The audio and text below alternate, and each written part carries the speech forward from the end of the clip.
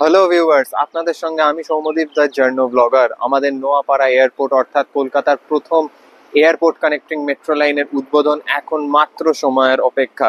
আগামী 22 তারিখ অর্থাৎ আগামী শুক্রবারই প্রধানমন্ত্রী নরেন্দ্র মোদী তিনি কলকাতায় আসছেন এবং একসাথে আমাদের এয়ারপোর্ট মেট্রোর সাথে ইস্ট ওয়েস্ট মেট্রো শিয়ালদা হাওড়ার যে শিয়ালদা ধর্মতলার যে রিমেনিং পোর্শন আর তার সাথে অরেঞ্জ লাইনের রুবি থেকে বেলেঘাটা পর্যন্ত সম্প্রসারিত পথ উদ্বোধন করছেন। কিন্তু এই মুহূর্তে সমস্ত যে স্পটলাইট, সেই স্পটলাইট রয়েছে এয়ারপোর্ট মেট্রো স্টেশনের ওপরেই, কারণ এই ইয়েলো লাইন বা নোয়াপাড়া থেকে বারাসাতের প্রথম ধাপ নোয়াপাড়া এয়ারপোর্টের যে ইয়েলো লাইন, সেই ইয়েলো লাইন হচ্ছে কলকাতা শহরের প্রথম এয়ারপোর্ট মেট্রো কানেক্টিভিটি। তাই কি করে সেইটার আপডেট না নিয়ে আসতে পারি বলুন।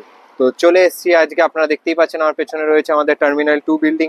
আর আমি সবার আগে শুরু করতে চলেছি আপনাদেরকে এয়ারপোর্ট মেট্রো স্টেশন যে কমপ্লেক্স এরিয়া, সেই এরিয়ার একটি এরিয়াল ভিউ থেকে, যেটা একমাত্র পাওয়া যায় এই টার্মিনাল 2 এর যে অ্যাপ্রোচ রোড, সেই অ্যাপ্রোচ রোড থেকে। আর এখান থেকেই দেখাবো যে এখান থেকে ওপরটা জাস্ট কি সুন্দর লাগছে। একই অগাস্ট মাস, আর এখান থেকে যদি আমি আপনাদেরকে দেখাই তো ভীষণ সুন্দর লাগছে চার পাঁচটা। আর ওয়াইড অ্যাঙ্গেলে আপাতত দেখাচ্ছি, আমার সামনে রয়েছে একদম ওইখানে গেট নাম্বার 2 এক্স্যাক্ট সামনে, তারপর গেট নাম্বার 3, আর ওইদিকে গেট নাম্বার 4। এইটা হচ্ছে পুরোটা এয়ারপোর্ট মেট্রো স্টেশনের যে কমপ্লেক্স, সেই কমপ্লেক্সের মানে সাইট আর কি, তো সেটার চিত্র। আর যেহেতু জয় হিন্দ হচ্ছে কলকাতা এয়ারপোর্ট মেট্রো স্টেশনের নাম, সেটাকে মাথায় রেখে এখানে নেতাজির গ্রাফিটি প্রচুর আছে, অর্থাৎ নেতাজি সুভাষচন্দ্র বসুর গ্রাফিটি।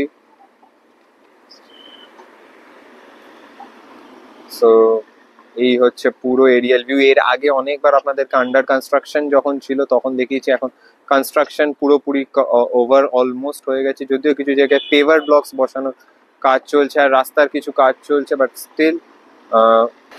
তো যেহেতু এবার অলরেডি কাজ শেষ, উদ্বোধন শুধু সময়ের অপেক্ষা, তাই আমি চাই আপনারা এই ভিডিওটি শেষ পর্যন্ত দেখুন। আর ভিডিওটি আপনাদের অবশ্যই ভালো লাগবে, কারণ এই ভিডিওতে আমি আগে প্রত্যেকটি গেট এবং প্রত্যেকটি গেট থেকে আপনারা বেরোলে আপনারা কোথায় এক্স্যাক্টলি পৌঁছাতে পারবেন এবং সব থেকে বেশি ইউজ কোন গেটটির হতে চলেছে। এয়ারপোর্ট মেট্রো স্টেশনে রয়েছে পাঁচটি এন্ট্রি এক্সিট গেট, এবং সব থেকে বেশি ইউজ কোন গেটটি হতে চলেছে, সাথে কোন গেটটি আপনাদের জন্য সব থেকে ইউটিলিটি। একটা জিনিস বলে রাখি, until and unless yellow line পুরোপুরি বারাসাত অবধি হচ্ছে এই এয়ারপোর্ট মেট্রো স্টেশনের যে ক্যাচমেন্ট এরিয়া, সেই ক্যাচমেন্ট এরিয়া কিন্তু বারাসাত অবধি বলাই চলে। অর্থাৎ বিরাটি থেকে শুরু করে মাইকেলনগর, মধ্যমগ্রাম, নিউ ব্যারাকপুর, বারাসাত, বিরাটির আশেপাশের অঞ্চল এবং এই এয়ারপোর্টের আশেপাশের যে অঞ্চল, মজুমদার পাড়া থেকে শুরু করে ওইদিকে SGIL রেসিডেন্সা, এয়ারপোর্ট সিটির বাসিন্দারা সবাই এই এয়ারপোর্ট মেট্রো স্টেশন থেকে মেট্রো করে নোয়াপাড়া গিয়ে ইজিলি ব্লু লাইনে চেঞ্জ করে তাদের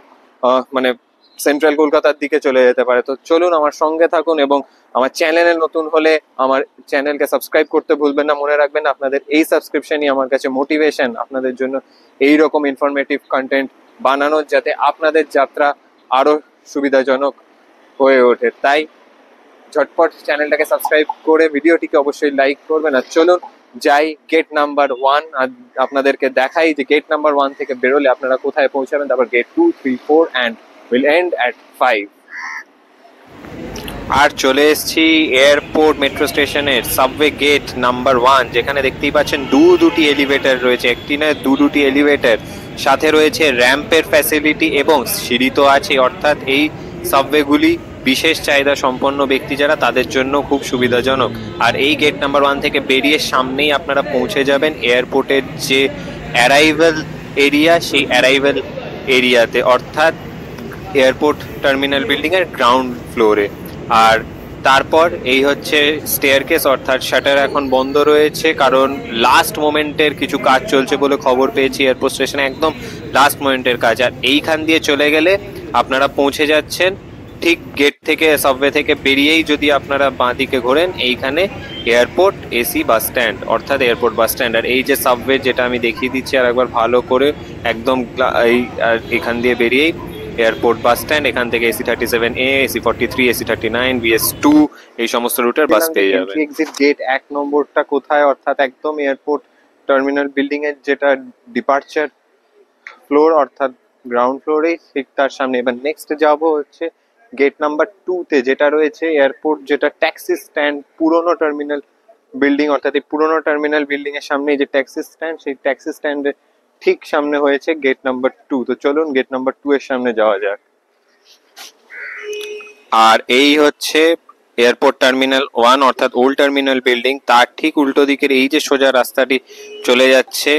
আর আজকে যেহেতু 15ই আগস্ট আমাদের 79তম স্বাধীনতা দিবস, সেই উপলক্ষেও আজ আপনাদেরকে জানাই স্বাধীনতা দিবসের আন্তরিক শুভেচ্ছা। আর সেই বলতে বলতেই চলে এসেছি একদম গেট নাম্বার 2 এর সামনে। এই হচ্ছে সাবওয়ে গেট নাম্বার 2, যেটা রয়েছে এয়ারপোর্ট ট্যাক্সি স্ট্যান্ডের ঠিক পাশে।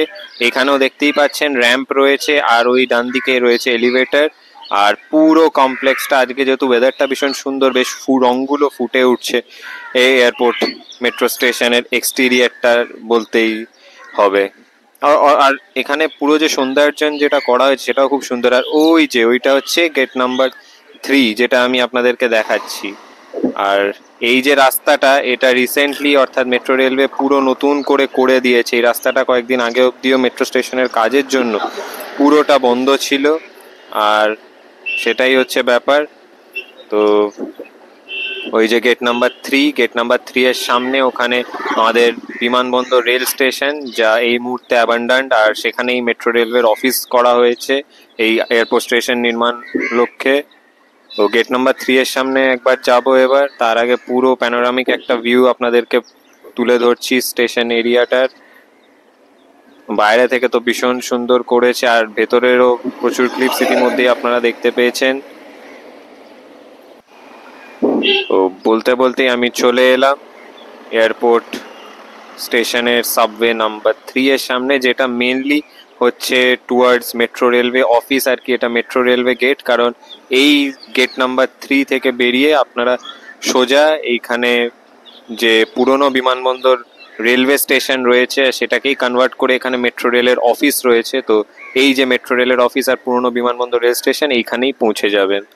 আর এই বাঁ দিকে আর বেরিয়ে ডান দিকে গেলে এই যে ট্যাক্সি স্ট্যান্ড, যেটা আর কি আমার বাঁ দিকে, বাট গেট থেকে বেরিয়ে ডান দিকে গেলে ট্যাক্সি স্ট্যান্ড। আর এবার যাব গেট নাম্বার 4 এর কাছে। তো একই ফ্রেমে আমি আপনাদেরকে দেখাচ্ছি ওই যে গেট নাম্বার 2, আর এই যে গেট নাম্বার 3, আর ওই যে গেট নাম্বার 4।